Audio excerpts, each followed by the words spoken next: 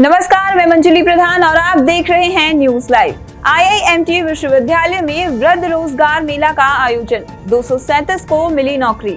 IIMT विश्वविद्यालय गंगानगर में आयोजित वृद्ध रोजगार मेला ने युवाओं को नौकरी मिली तो उनके चेहरे खिल गए। IIMT विश्वविद्यालय गंगानगर मेरठ के विशाल प्रांगण में उत्तर प्रदेश कौशल विकास मिशन, राजकीय औद्योगिक प्रशिक्षण संस्थान एवं सेवा योजन कार्यालय के संयुक्त तत्वाधान में गैर तकनीकी रिकित तथा तकनीकी रिकित हेतु वृद्ध रोजगार मेला का आयोजन किया गया। वृद्ध रोजगार मेला में 1017 युवाओं ने विभिन्न कंपनियों में रिक्त पदों के लिए साक्षात्कार दिए। 18 कंपनियों ने अभ्यर्थियों के साक्षात्कार लिए, जिनमें से 237 अभ्यर्थियों का चयन किया गया। IIMT विश्वविद्यालय के कुल सचिव डॉक्टर VP राकेश ने चयनित अभ्यर्थियों को नियुक्ति पत्र वितरित किए। CDO मेरठ नुपुर गोयल ने फीता काटकर रोजगार मेले का शुभारंभ किया। इससे पूर्व IIMT विश्वविद्यालय के कुलाधिपति योगेश मोहन जी गुप्ता, प्रति कुलाधिपति डॉक्टर मयंक अग्रवाल ने CDO नुपुर गोयल का स्वागत किया। CDO नुपुर गोयल ने रोजगार मेला में आई कंपनी प्रतिनिधियों और अभ्यर्थियों से वार्ता की और भविष्य के लिए शुभकामनाएं दी।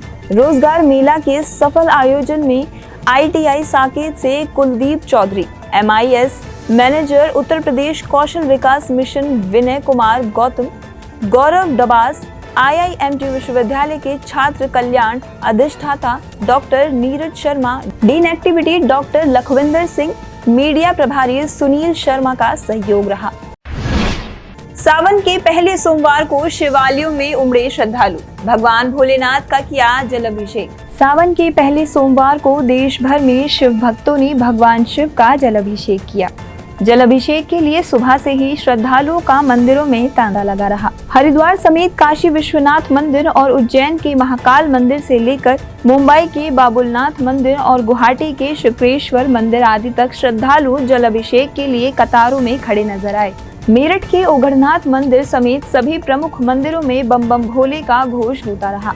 इस दौरान धूप, पुष्प वर्षा और भजनों से मंदिर परिसरों में आध्यात्मिक ऊर्जा का संचार होता रहा। वहीं देश भर के सभी प्रमुख मंदिरों में सुरक्षा की चाक चौबंदी व्यवस्था रही। पुलिस प्रशासन की टीमें CCTV के साथ ही ड्रोन की मदद से पल पल की निगरानी करती रही।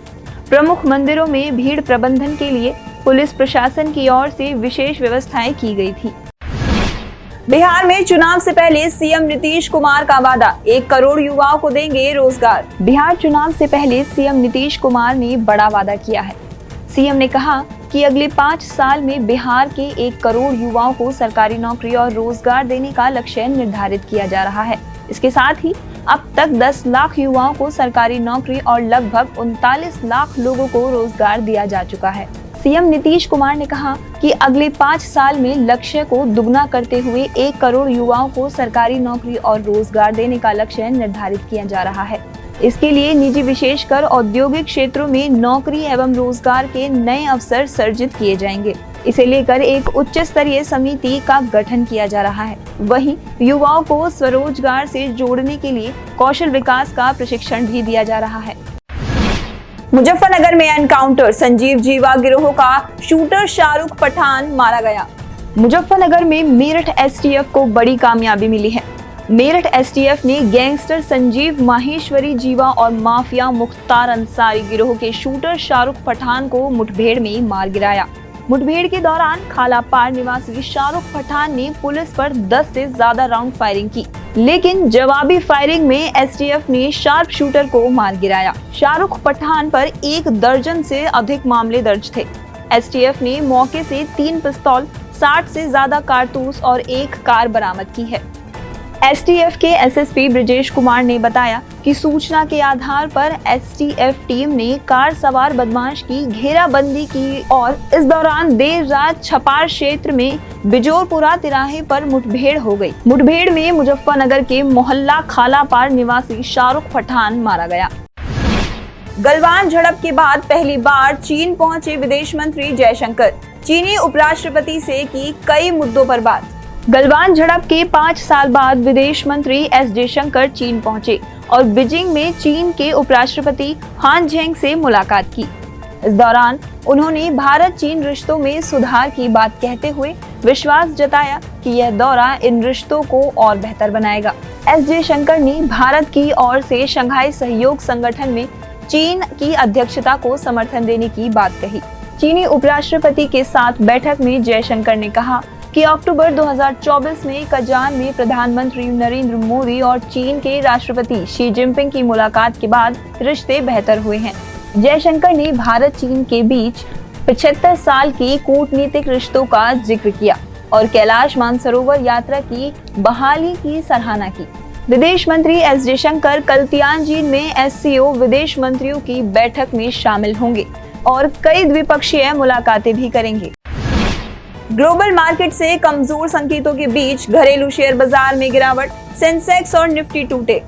ग्लोबल मार्केट से मिले कमजोर संकेतों और भारत अमेरिका के बीच ट्रेड डील में देरी का असर घरेलू शेयर बाजार पर नजर आया। इसके चलते कारोबारी हफ्ते के पहले दिन घरेलू शेयर बाजार की शुरुआत सुस्त रही। इस दौरान बीएसई सेंसेक्स 375 अंकों की गिरावट के साथ 82,131 अंक के लेवल पर और निफ्टी 95 अंक गिरकर 25,054 अंक के लेवल पर आ गया। वहीं एशियाई स्टॉक मार्केट में ज्यादातर इंडेक्स लाल निशान में नजर आए। इस दौरान जापान का निकेई इंडेक्स 0.35% टूट गया, जबकि दक्षिण कोरिया का कॉस्पी इंडेक्स हल्की बढ़त के साथ 0.25% ऊपर उठ गया। इसके साथ ही हांगकांग के हैंग सेंग इंडेक्स में 0.70% से ज्यादा उछल गया। सराफा बाजार में सोने के दाम में आई कमी, चांदी की चमक बढ़ी। घरेलू सराफा बाजार में सोने के भाव में गिरावट दर्ज की गई। आज 24 कैरेट सोने का भाव 99,700 रुपए प्रति 10 ग्राम दर्ज किया गया, जबकि चांदी की कीमत बढ़कर 1,14,900 रुपए प्रति किलोग्राम तक पहुंच गई। वहीं आधिकारिक वेबसाइट iBazaarRates.com के अनुसार 999 शुद्धता के सोने का रेट 98,097 रुपए प्रति 10 ग्राम और 995 शुद्धता के सोने का भाव 97,705 रुपए प्रति 10 ग्राम रहा। इसके अलावा 999 शुद्धता की चांदी का रेट 1,13,773 रुपए प्रति किलोग्राम रिकॉर्ड किया गया। आज के लिए बस इतना ही। कल फिर मिलेंगे देश दुनिया की नई जानकारियों के साथ। तब तक के लिए देखते रहिए और सब्सक्राइब करिए IIMT मीडिया।